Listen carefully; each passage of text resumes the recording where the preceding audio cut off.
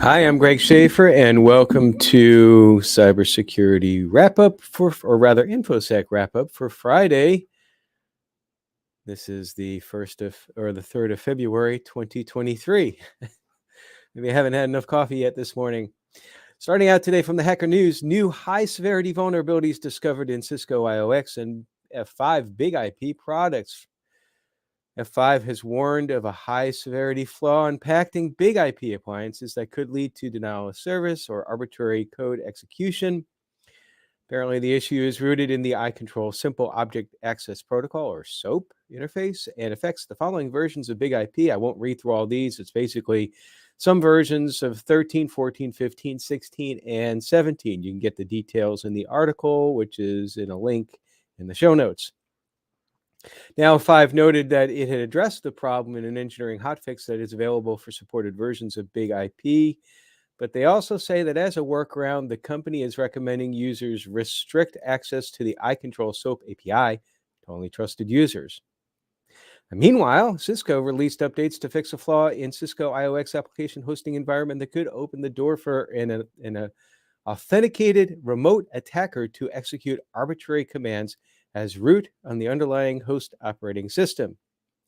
This vulnerability impacts devices running Cisco iOS XE software and have the Cisco IOX feature enabled, as well as 800 series industrial ISRs, Catalyst, access points, GCR 1000 compute modules, IC 3000 industrial compute gateways, and IR 510 WPAN industrial routers.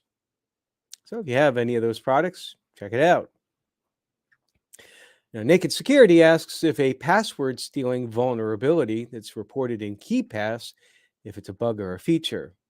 Of course, there's been a lot in the news recently with password managers. The most probably well-known one was the LastPass issue late last year. This vulnerability apparently does have an official bug identifier, which would make it sound like a bug. This is issued by NIST and is dubbed CVE 2023-24055. An attacker who has write access to the XML configuration file can obtain the clear text passwords by adding an export trigger. But the question they ask now is this really a bug, or is it just a powerful feature that could be abused by someone who would already need to at least have as much control over your private files as you have yourself? So in other words, is it a vulnerability if someone already has control over your account, can mess with the files that your account is supposed to be able to access anyway? It's a good question. Well, KeePass's position, you would probably guess, is that the password database is not intended to be secure against an attacker who has that level of access to the local PC, and therefore it's not a vulnerability. But however it's categorized, if you're a KeePass user, you should at least be familiar with this issue, and more details are available in the blog post, which is linked in the show notes. Tech Republic reports that a new business email attack threat actor is using a stealth tactic to avoid giveaways of typical social engineering attacks. So, Abnormal Security is the one who did the research, says that Firebrick Ostrich has used one of these types of financial supply chain compromises, third-party reconnaissance attacks, to commit 346 BEC campaigns dating all the way back to April of 2021, impersonating 151 organizations and using 212 maliciously registered domains, nearly all in the United States.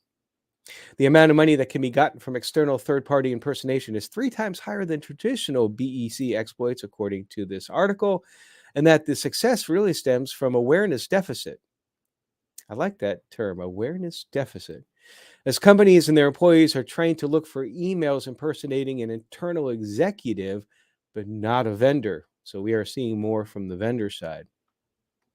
And Abnormal Security recommends a holistic defense using such techniques like behavioral analytics to understand the relationship between the sender and its participants. From financial IT, UK bank TSB finds that romance scammers have claimed over 7,000 victims in the last 3 years, in under 3 years, in fact, and have stolen more than £65 million from people seeking romance online. Now, money lost spiked at 95% with 50% increase in cases. The banking sector currently records 64 cases every week. I'm assuming this is in the UK. TSB found that the average relationship between the first and last payment made is about 53 days. In 3/5 of the cases, scammers simply demanded financial help for bills or daily living costs, either with specific stories about needing medical help, home improvements, or car maintenance, or just money to help get them by. We've heard some of these scams before. The case volume, this is interesting, is spread out relatively evenly across demographics. So they give 18 to 35, which is 26%, 36 to 50, which is also 26%, 51 to 65 is 25%, and 65 plus is 22%. At least I would think that it would be more on the higher end of the spectrum. But here's the but. TSB found that 51 to 65-year-olds are spending by far the most money in their relationships, accounting for nearly half of all financial losses. Alarmingly, those over 65 account for a quarter of the money as well. So be careful out there, particularly if you're in those upper age brackets. That seems to be, as you would think, the target where this seems to work more often. CNN reports that ransomware attack closed schools in Nantucket, Massachusetts. The hacking incidents shut down all student and staff devices, as well as safety and security systems at Nantucket public schools, forcing an early dismissal on noon on Tuesday. The article notes there have already been 5 ransomware attacks, at least reported, on U.S. school districts in January, compared with a total 45 reported in 2022. So that would indicate an increase potentially. If you extrapolate 5 from January and multiply that by 12, the months, that would be 60, which would be, if I do my math right, a 33% increase over last year, which would be significant if I did my math right. Do you use OpenAI's ChatGPT? Personally, I'd love to, but it seems like every single time that I go to the platform, it's busy. Well, this is something that might help me out because according to Tech Unofficial, they report that OpenAI is launching ChatGPT Plus. This is a subscription-based service starting at $20 per month, which is not a surprise. We figured that this was going to come after the introductory period. Obviously, it's become a very popular platform because some of us can never actually try it. This service that they're going to offer is going to deliver a number of benefits, according to the article, over the base level ChatGPT, according to OpenAI, including general access to ChatGPT even during peak time. See, that's my problem, is that I'm always trying to get on during peak times. I need to try it at 2 o'clock in the morning. Faster response times are another feature, and priority access to new features and improvements. Now, the article goes on to note that according to OpenAI, that the free ChatGPT tier is here to stay. It's not going away. As for ChatGPT Plus, it's only available to customers in the US at the moment. OpenAI says it will begin the process of inviting people from its wait list in the coming months. By offering the subscription pricing, they're hoping that they'll be able to help support free access availability to as many people as possible. We'll see how that all works out.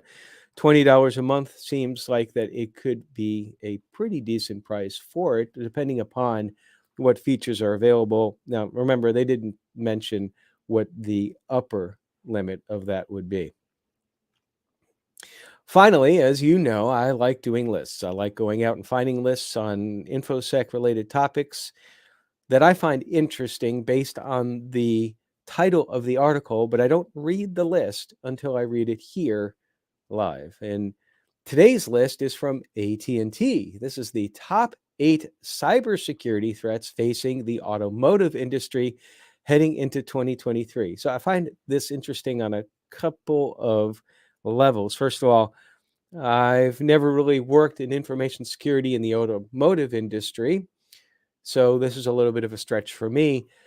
I'm also a little curious as to the connection between AT&T and the automotive industry. I guess you have I don't know if OnStar is part of AT&T or if that's what they're referring to as the connectivity to the vehicles being a cybersecurity threat. I would think so. But without further ado, let's go ahead and start the article. And again, as always, the link to this blog post is in the show notes. The top 8 cybersecurity threats facing the automotive industry heading into 2023. Automotive cybersecurity threats, as they note, as autos increasingly come with connectivity features, remote threats are more likely. Recent report revealed that 82% of attacks against the automotive industry, including consumer vehicles, manufacturers, and dealerships, okay, I didn't think about dealerships, were carried out remotely. And plus, half of all vehicle thefts involved keyless entry.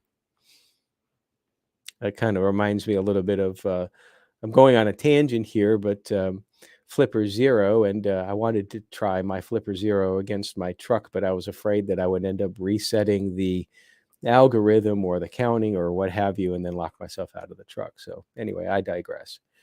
So the top 8, and I don't think that this is in any order. So number 1, keyless car theft is one of the most prominent threats. Keyless car theft is a major concern for the automotive industry. Key fobs today give car owners the ability to lock and unlock their doors by standing near their vehicle and even start their car without the need. Up until about 2.5 years ago, I've never had a key, never had a car, never owned one myself that had a key fob. I was always one of those. In fact, the truck that I had for the last several years, it didn't even have power locks. I know, go figure. No power locks, no power windows, but I loved it. But I don't think I could go back.